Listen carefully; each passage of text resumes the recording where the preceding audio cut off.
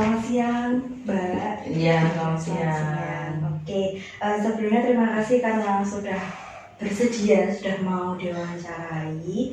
Kita hari ini nanti saya akan menanyakan beberapa hal seperti itu. Sebelumnya ini nanti videonya akan ditayangkan di YouTube, apakah diperbolehkan? Iya, boleh. Oke, terima kasih ya Mbak ya. Mungkin yang pertama Mbaknya bisa perkenalkan diri terlebih dahulu. Oke, perkenalkan nama saya Mbak Umami, usia saya 30 tahun. Profesi saya saat ini sebagai perawat di salah satu yayasan pondok pesantren di Kota Kediri. Oke, mungkin dari hobinya Mbak Umami? Hobi apa ya?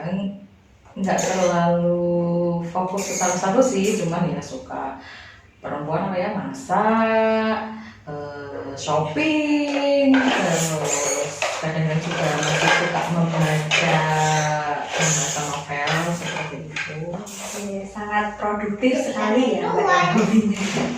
Oke, selanjutnya mungkin latar belakang pendidikan ini Mbak, mungkin bisa diceritakan atau ya diceritakan SD, SMP, SMA-nya dan kuliahnya seperti itu. Saya SD sampai SMA sampai kuliah D3 keperawatan itu ada di Kota Kediri. Iya. Saya lulus D3 itu tahun berapa ya? 2016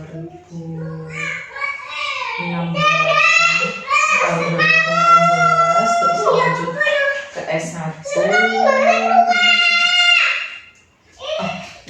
D3-nya saya 2013-14 aku lupa, terus sama S1 aku lulus 2016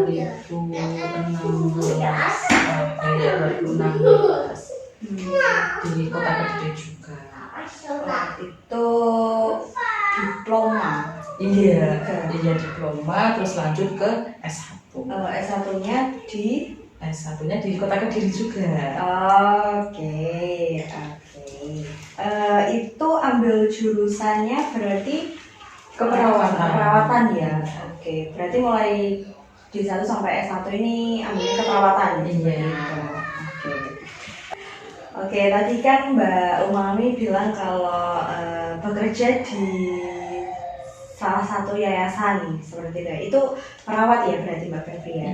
Iya, oke. Kira-kira sudah berapa lama Mbak Febri menjalani profesi perawat ini, Mbak? Kurang lebih dari 2019, berarti ya 4 sampai 5 tahun ini. Sudah cukup lama berarti ya Mbak, 4 sampai 5 tahun cukup ini. lama. Oke. Gimana perjalanan karir dari Mbak Umami ini mulai sejak awal hingga saat ini, Mbak? Sedikit cerita ya, dulu Ya, itu sebenarnya keperawatan ini bukan keinginan saya sih. Dulu tuh awalnya lulus SMA pengennya jadi seorang guru gitu, karena basicnya ibu saya juga seorang guru, keluarga besar saya kebanyakan juga pendidik juga gitu. Jadi pengennya juga sama seperti mereka gitu. Tapi karena orang tua termasuk terutama ibu pengen aku jadi perawat, jadi ya sudahlah ngikut aja. Dan mungkin karena dulu anak perempuan nggak boleh keluar kota, jadi ya kuliahnya di dekat-dekat sini aja begitu. Akhirnya daftar ke keperawatan, keterima, ya sudah gitu. Tapi ada hikmahnya juga kenapa ambil keperawatan ini, ya salah satunya jadi tahu gitu soal kesehatan, minimal tahu tentang kesehatan merawat keluarga sendirilah kayak gitu. Yang ketika orang lain sedikit-sedikit mungkin sakit, udah aduh kenapa ini harus ke dokter, ada sakit ini harus ke dokter, dengan karena kuliah di kesehatan atau perawatan jadi tahu nih gitu. Jadi ada beberapa apa ya hikmah yang didapat karena ikut orang tua, ikut keinginan orang tua. Salah satunya yaitu tadi ketika mungkin orang-orang di luar sana merasa sedikit sakit, sedikit apa, sedikit ke dokter, mungkin sedikit ke pelayanan kesehatan, karena dengan adanya kuliah di kesehatan ini, jadi ya tahulah untuk merawat diri sendiri, merawat keluarga terdekat. Oke, berarti perawat ini bukan menjadi salah satu cita-cita dari Mbak Umami seperti itu, karena itu memang keinginan dari orang tua. Bisa dikatakan seperti itu, awalnya seperti itu, tapi setelah terjun langsung belajar ini itu akhirnya ya aku sih kayak orang lama-lama jatuh cinta gitu terhadap kita sendiri seperti itu. Kira-kira hal apa yang mendorong Mbak Umami untuk oke, ini harus tetap dilanjutkan, dan ternyata akhirnya Mbak Umami suka gitu di profesi ini?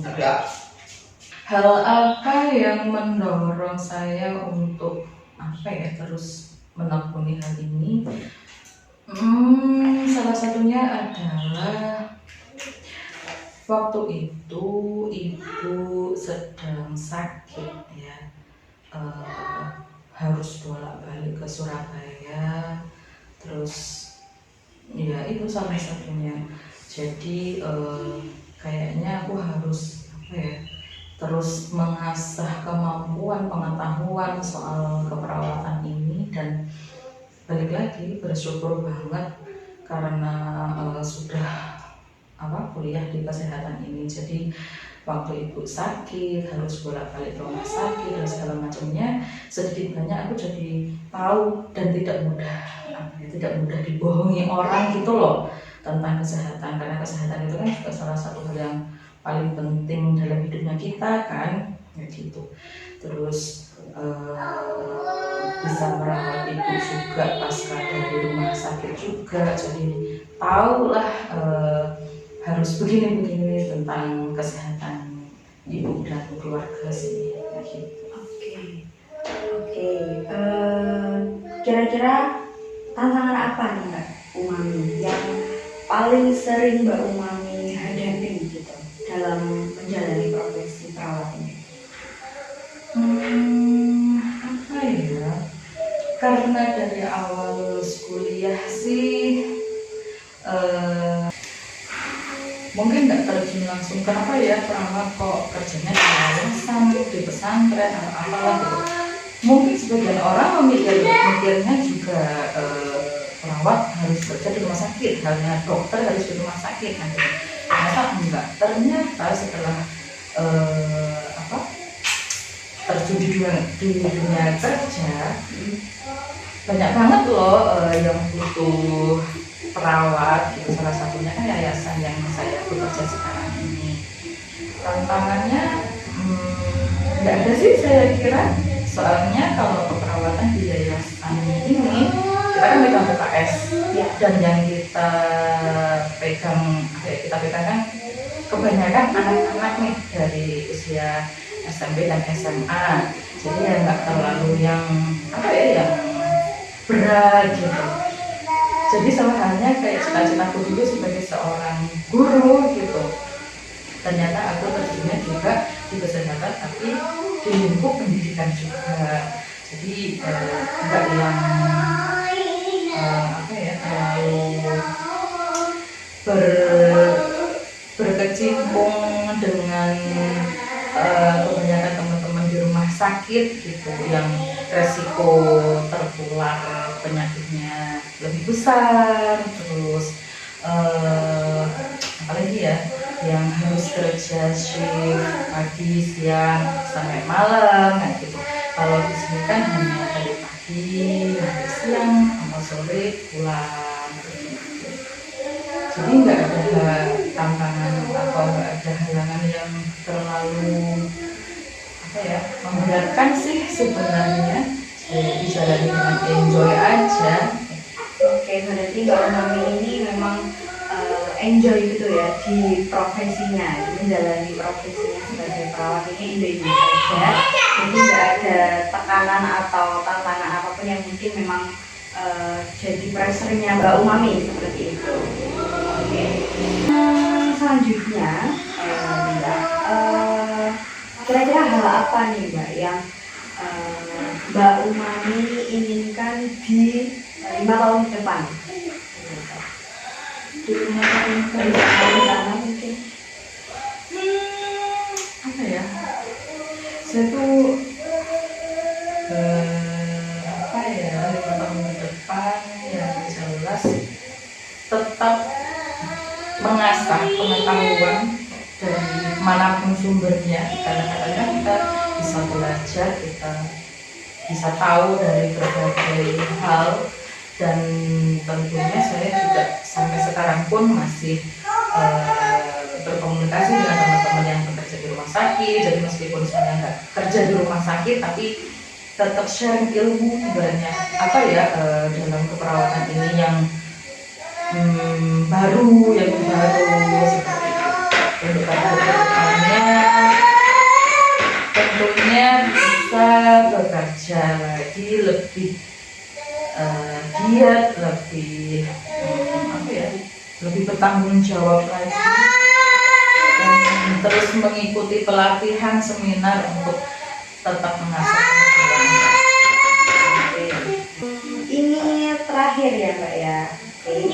Menurut Mbak Umami, keterampilan atau kualitas apa sih Mbak yang mungkin paling penting dalam menekuni bidang yang Mbak Umami jalani?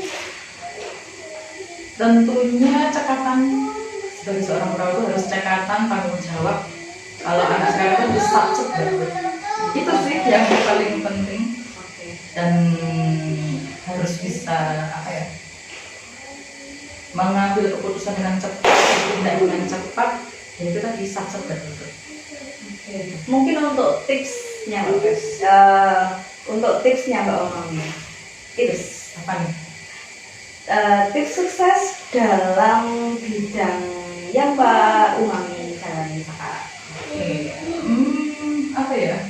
Tipsnya karena mungkin meskipun itu bukan karena keinginan kita, tapi karena keinginan orang tua, asal kita mau manut dengan orang tua, insya Allah jalannya itu akan ketemu sendiri gitu loh. Dan tentunya dengan kegigihan, terus mengasah keterampilan kita, dan berdoa beribadah, semuanya yang penting seimbang, ibaratnya antara kebutuhan kita sebagai manusia di dunia dan tanggung jawab kita kepada Tuhan itu seimbang gitu loh. Insya Allah semua pasti akan ketemu. Oke, sangat sedikit membangun gitu ya Mbak Umami ya. Terima kasih sudah mau berbagi tips suksesnya juga, dan tadi juga banyak ternyata pilihan orang tua itu menurut kita juga enggak tentunya hanya semata-mata itu buruk gitu loh. Mungkin orang tua juga menginginkan hal yang lain seperti itu.